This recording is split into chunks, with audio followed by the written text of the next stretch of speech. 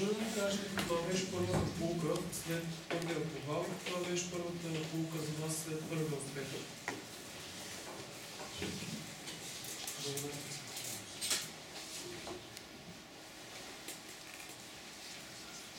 А първата полука след първия провал беше, че предприемачеството е най-хубавата работа на света. И ще ви кажа защо. Първата полука след първия успех беше, че парите нямат значение. Очаквах много повече тръпка от момента, в който човек ще види хикс милиона в банковата сметка. В интерес на истината, като погледнах назад, имаше моменти, които са 100 пъти по-силни от това. На тема провал имахме една дистрибуторска фирма в началото от 2000 година, която се издънихме и провалихме като най-големите леваци. Абсолютни грешки. Имах разкошен менеджмент екип. 6-7 човека. Един ден имах среща в банката. Банката реши да дръпне шалтери и да ни убие в общини. Ние беха прави. И аз се прибирам в офисите, 5-6 човека ме чакат вътре да им кажа. Като им казах, никой от тях не искаше да се тръгне. И тези хора 2-3 часа стояха там, готови да работят 5-6 месеца без пари, само и само да намерим начин да платим, да спасим фирмата. Тези хора допреди 2 години не се познаваха. Това ги обедини и те получаваха някакви бебешки пари, защото ти като си предприемач не можеш да плащаш заплата на Кока-Кола или на Нестле. Но тя ги обедини някаква идея. Това е според мен красотата на предприемачеството. Да хваниш ни хора, които не се познават, да ги обедини една идея. Защото аз нямам. Утре стартирам бизнес и ти отиваш на интервю. Отиваш в Кока-Кола, след това идваш при мен. Кока-Кола ти казва, това ти е бюрото, това ти е колата, това ти е заплатата, това са социалните осигуровки, това ти е картата за фитнес. Следващото 3 години това. Идваш при мене, аз какво ти казвам? Това ми е идеята. Това е тръпката. И когато видиш, че тези хора са готови да дадат всичко от себе си, не за пари, защото аз пари не може да им дам, напротив. Те имаха да взимат и аз не можех да ги платя. Това е тръпката според мен. Това ми е първата пулка от този неуспех.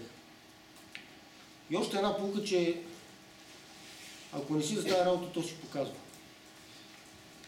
Аз това нещо го правих с един мой много близък приятел, с който още сме много близки. Изключително качествен човек.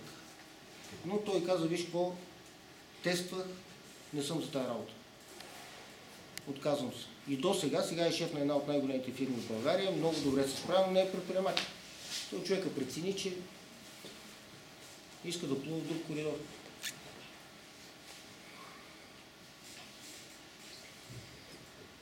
Други въпроси? Да, само имам.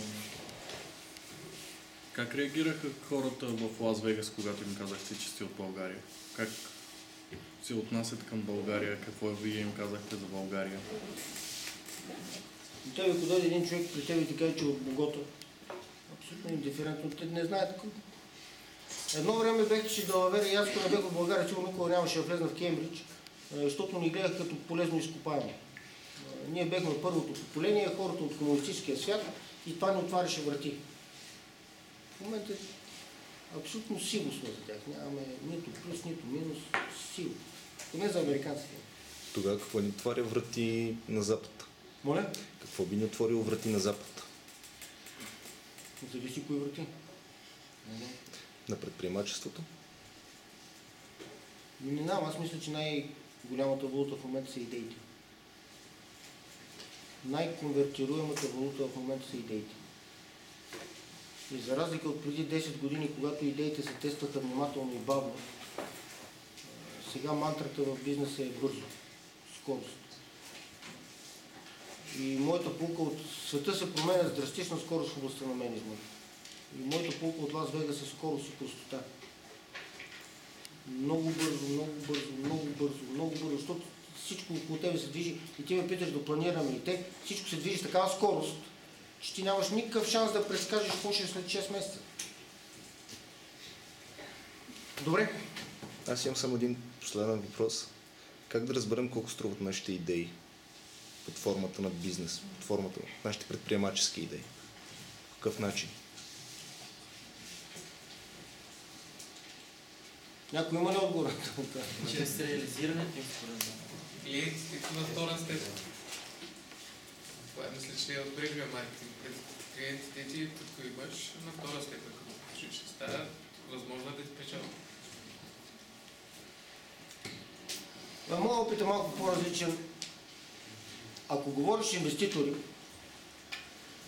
според мен идеята, умението да разкажеш идеята е точно толкова важно, колкото самата идея. Способността да убеждаваш, си мисля, че е наравно с идеята. Но не съм убеден, че знам точно отговор на въпроса. Благодаря много за вниманието.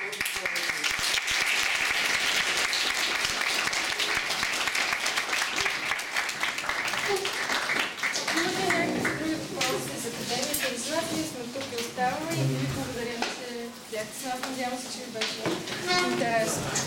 Мерси.